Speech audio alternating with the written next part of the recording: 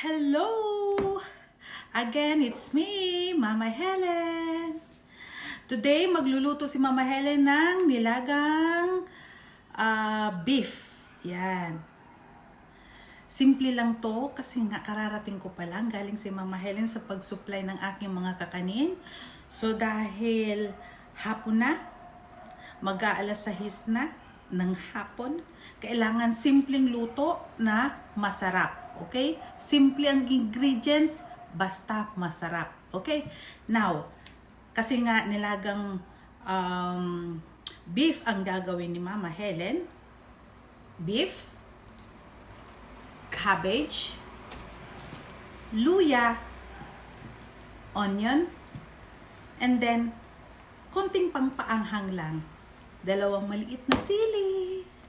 Yan lang ang ating ingredients. At saka, wait lang.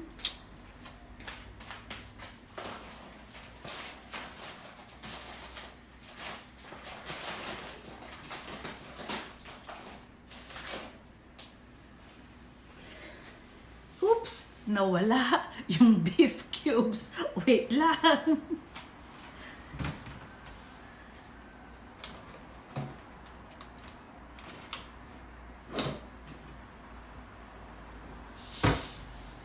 Hindi ko makuha. Wait lang.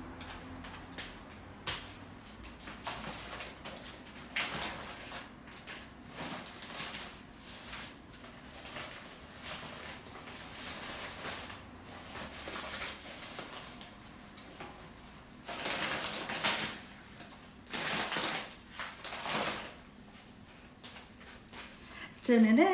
Sorry! Naghintay kayo? Pasensya na po. Ito na, nahanap ni Mama Helen ang beef cubes. So, again, ang gagawin ni Mama Helen ay nilagang beef. Iniisip ko, nilagang baka. Ayan. Again, baka. Kari ng baka. Cabbage. Beef cubes. Ginger. Onion, at 2 pieces na maliit na sili. Parang siling labuyo dyan sa Pilipinas. Anyway, yan po ang aking ingredients sa ngayon. Ipapakita ko na lang sa inyo kung paano ko gagawin ang pagluluto. Okay? Thank you. Bye-bye. Maghihiwa pa ako. Bababoom! Matagal-tagal tong hiwaan. See you again.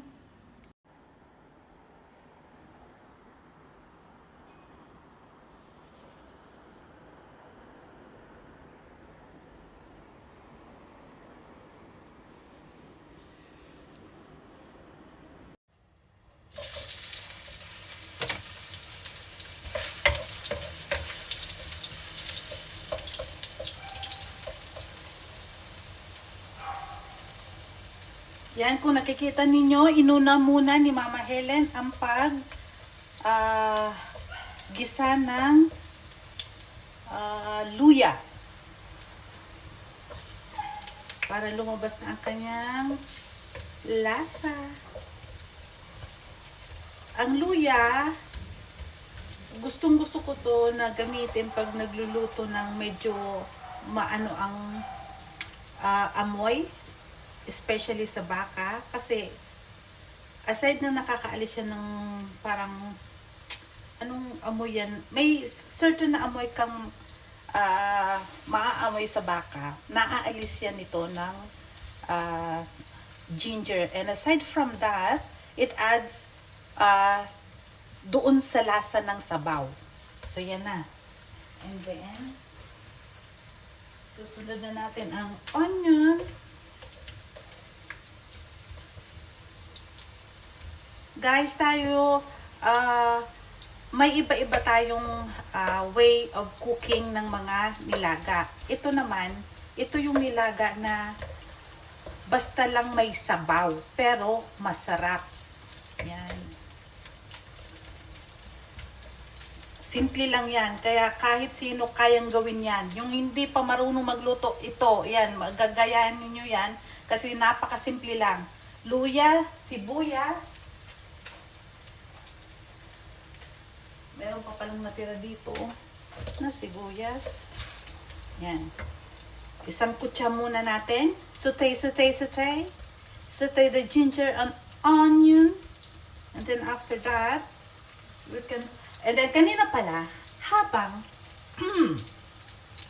naghihiwa ako, sinalang ko tong kanin. Mga anak, si Mama Helen, takot gumamit ng rice cooker. Kasi ang rice cooker namin, pag hindi nabantayan, hindi ko alam kung anong nangyayari. Na, ano siya, yung nahihilaw kasi parang loose yata yung, ano niya, yung, anong tawag dito? Yung socket niya, yung wire doon, medyo loose. So, pag sinalang ko yung kanin at iniwan ko, hindi ko chinek once in a while, minsan, hilaw yung kanin. Ay, yan. Kaya, mas gusto kong dito na lang. Anyway, konti lang naman yung niluluto namin kasi nga, ay, ayoko nang sabihin. I'm trying my best not to eat rice for so many times. But it doesn't work.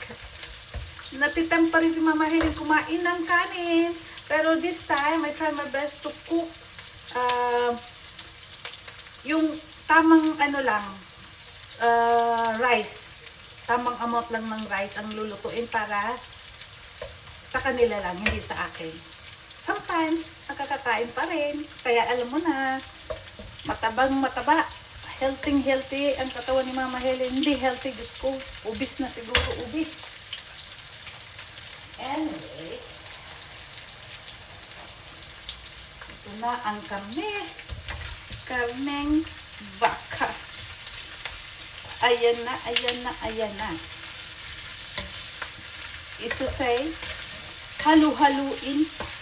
Halu-haluin mo, Mama. Nahalo-halo na ni Mama Helen. Yan.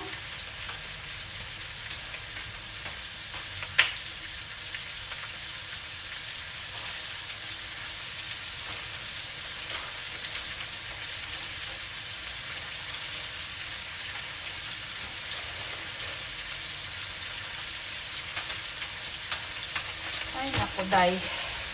Ay, naku, day. Ay, naku, day.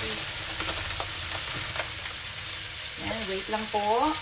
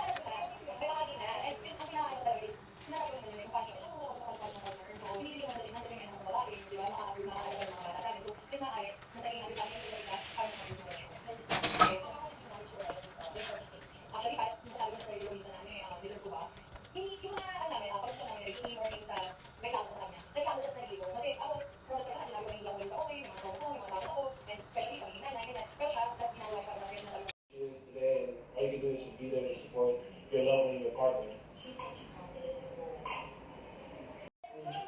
Wow, that's baby shark. Let's try. Luto na siya. Okay. Yeah, that's cool. Okay. Sarap. Mapapakain ako ng kanin.